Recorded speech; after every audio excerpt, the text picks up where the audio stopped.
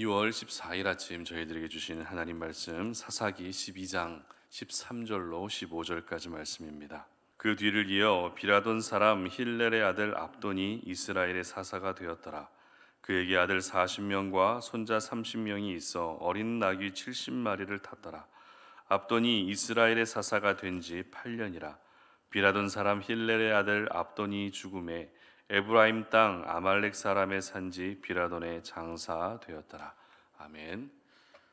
특별하지 않아도 하나님은 기억하신다라는 제목으로 오늘 아침 말씀 전합니다. 어제에 이어서 저희들은 이스라엘의 소사사로 분류되고 있는 압돈이라고 하는 사람에 대해서 오늘 말씀을 묵상하려고 하는데요. 평소에 아이들과 함께 시간을 보내다 보면 아이들이 주로 듣는 노래가 있습니다. 어떤 노래를 주로 들을까요? 찬양을 많이 들을까요? 아쉽지만 그렇지는 않습니다. 그렇다고 대중가요를 또 많이 듣는 것도 아니고요. 어떤 노래를 듣는가 하면 바로 조선시대의 왕들의 이름을 순서대로 노래로 만든 그 노래를 많이 듣더라고요. 그리고 우리나라를 빛낸 백인의 위인들 이런 노래를 가끔씩 듣는 것을 옆에서 본 적이 있습니다.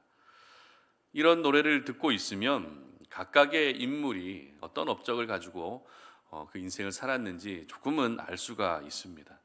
단순히 이름만을 가지고서 가사를 만든 것이 아니라 그 사람의 대표적인 업적을 간단하게 요약해서 가사로 만들어 놓았기 때문에 이 사람은 어떤 업적이 있었구나라는 것을 조금은 알 수가 있는 것이죠. 그만큼 아이들이 역사 공부를 할 때에 이름만 알고 있는 것보다는 대표적인 업적을 함께 알고 있는 것이 더 중요한 역사 공부이기 때문에 이 노래를 만든 사람도 이름만 가사로 만든 것이 아니라 업적을 함께 가사로 만들어 놓은 것 같다라는 생각이 들었습니다.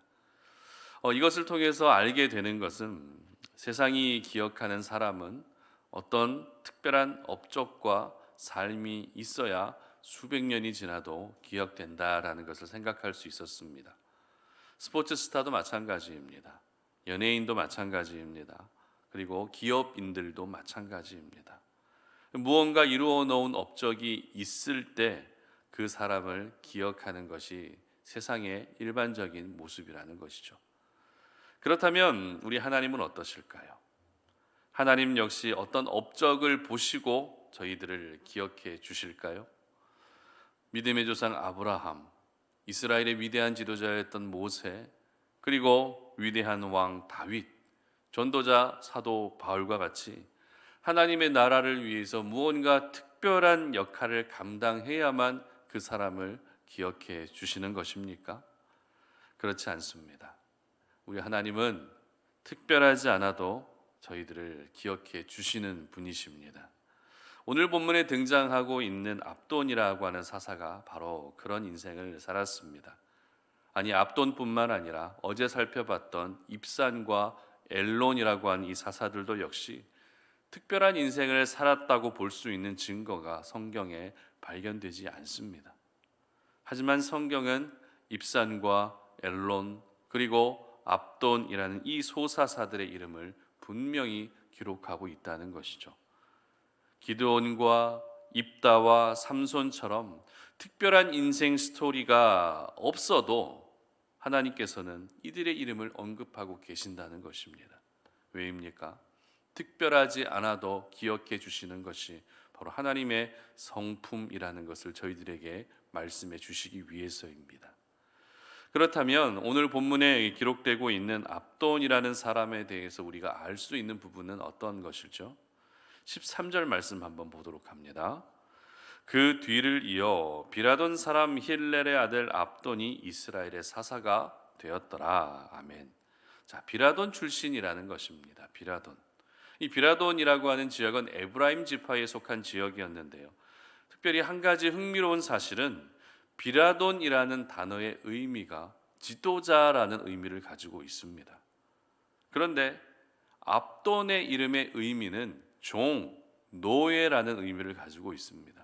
따라서 압돈이 이스라엘을 구원할 사사가 된 것은 지도자 땅에서 노예가 사사가 되었다라고 해도 틀리지 않는 것이죠. 신기하지 않습니까? 지도자 땅에서 지도자가 이스라엘의 사사가 되어야 하는 것이 정상적임에도 불구하고 지도자 땅에서 종이, 노예가 사사가 되었다라는 것은 조금 흥미로운 부분이라 할 수 있는 것입니다. 이것을 보게 되면 지금까지 우리가 사사기 말씀을 계속해서 묵상해 오면서 끊임없이 확인할 수 있었던 것처럼 하나님은 어떤 출신과 배경과 스펙을 보지 않으신다는 것입니다.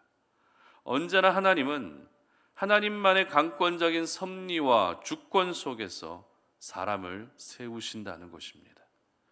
그러므로 우리 성도님들 가운데에서도 나에게 어떤 부족함이 있고 자랑할 것이 별로 없는 인생을 살고 있다 할지라도 그것으로 인해서 세상 속에서 절대 주눅들지 않으셨으면 좋겠습니다.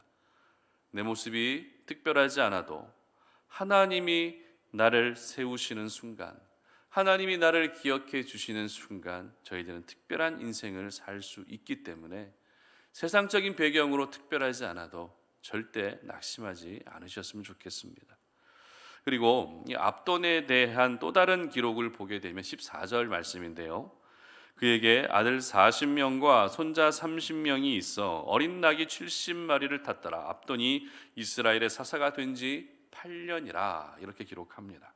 자, 이 부분에 대해서는 학자들의 의견이 크게 두 가지로 나뉘어집니다. 첫 번째 의견은요, 하나님이 허락하신 결혼 제도는 일부 일처제였죠. 그러나 압돈이 오늘 아들이 40명이 있었고 그리고 손자들이 또 30명이나 되었다고 기록하고 있습니다. 여러분, 아들이 40명이 있었다는 것은 일부 일처제로 결혼 생활을 한 것이 아니라 일부 다처제로 결혼 생활을 했다는 것을 짐작하게 되는 것이죠. 일부 다처제의 결혼 풍습은 이방인들의 풍습이었기 때문에 이방인들의 풍습에 물들어 살던 압돈의 모습이 도덕적으로나 신앙적으로나 바르지 않았다라고 보는 해석이 있습니다. 그에 반면에 또 전혀 다른 해석이 있습니다. 어떤 해석인가 하면 바로 자녀는 하나님이 주신 기업이다라고 하는 해석입니다. 그만큼 압돈이 살던 시대가 평화로운 시대였기 때문에 하나님은 자녀를 통해 압돈의 인생을 축복해 주셨다라고 보는 것이죠. 그리고 이 부분을 뒷받침해 주는 말씀이 바로 압돈의 아들 40명과 손자 30명이 뭘 타고 다녔다고 했죠? 어린 나귀를 타고 다녔다고 기록하고 있다는 것입니다. 성경에서 어린 나귀를 탔다는 것은 번영과 평화를 상징하는 것이었습니다. 따라서 압돈이 활동하던 시대가 그만큼 평화로운 시대였다라는 그렇게 보는 해석이 있다는 것입니다. 이렇게 오늘 압돈의 인생에 대해서 극과 극의 전혀 다른 두 가지 해석이 있다는 것이죠. 그리고 압돈에 대한 마지막 기록은 15절 보시기 바랍니다. 비라돈 사람 힐렐의 아들 압돈이 죽음에 에브라임 땅 아말렉 사람의 산지 비라돈에 장사되었더라. 아멘. 여러분, 오늘 사사기 12장 13절부터 15절까지 불과 3절밖에 되지 않는 이 짧은 세 구절, 압돈의 인생에 대해서 기록하고 있는 이 짧은 세 구절을 보시면서 어떤 생각이 드십니까? 압돈의 업적이라고 말할 수 있는 부분이 있습니까? 대단한 업적을 이루었다라고 말할 수 있는 부분이 발견되셨습니까? 어제 살펴봤던 입산과 엘론도 마찬가지입니다. 그들에 대해서 성경이 어떤 특별한 업적을 기록하고 있나요? 전혀 발견할 수 없다는 것입니다. 이처럼 소사사로 분류된 입산과 엘론과 압돈은 그 어떤 특별한 인생을 살았다고 하는 기록이 전혀 발견되지 않습니다. 그나마 기록되고 있는 것은 출신 지역이 어디였는지, 그리고 몇 년을 다스렸는지, 그리고 자녀를 몇 명을 두었는지가 전부였습니다. 그런데 하나님은 이렇게 전혀 특별한 것이 없는 이들의 이름을 모두 성경에 기록하고 계십니다. 세상적인 시각으로 봐도, 인간적인 관점으로 봐도, 아니 영적인 관점으로 봐도 그 어떤 특별함도 발견할 수 없는데도 하나님은 이 세 사람의 이름을 모두 기록하고 있다는 것입니다. 왜일까요? 왜 굳이 생략되어도 될 이 소사사들의 이름을 언급하고 있는 것입니까? 단순히 8번째 사사 입다와 마지막 12번째 사사 삼손 그 사이에 어떤 사람들이 또 다른 사사의 역할을 감당했다라는 그런 징검다리 역할을 말씀해 주기 위해서 이들의 이름을 언급한 것입니까? 물론 사사기의 흐름을 보게 되면 그런 이유도 있을 수 있습니다. 하지만 그보다 더 중요한 이유가 무엇일까요? 그것은 바로 특별하지 않아도 우리 하나님은 반드시 저희들을 기억해 주신다라는 것을 저희들에게 말씀해 주고 계시는 것입니다. 그렇습니다. 특별하지 않아도 하나님은 기억해 주십니다. 세상 속에서는 특별한 무언가가 있어야만 그 사람을 기억해 주지만 하나님은 결코 그러지 않으십니다. 그렇기 때문에 내가 어떤 특별함이 없어도 낙심할 필요가 없는 것이죠. 왜입니까? 특별하지 않아도 우리 하나님은 저와 여러분을 기억해 주시는 것입니다. 그러므로 내가 하나님께 기억되고 또 사람들에게 기억되기 위해서 나는 무조건 반드시 특별한 인생을 살아야 한다라고 하는 그런 편견을 버릴 수 있었으면 좋겠습니다. 기드온과 같이, 입다와 같이, 그리고 삼손과 같이 특별하지 않아도 괜찮습니다.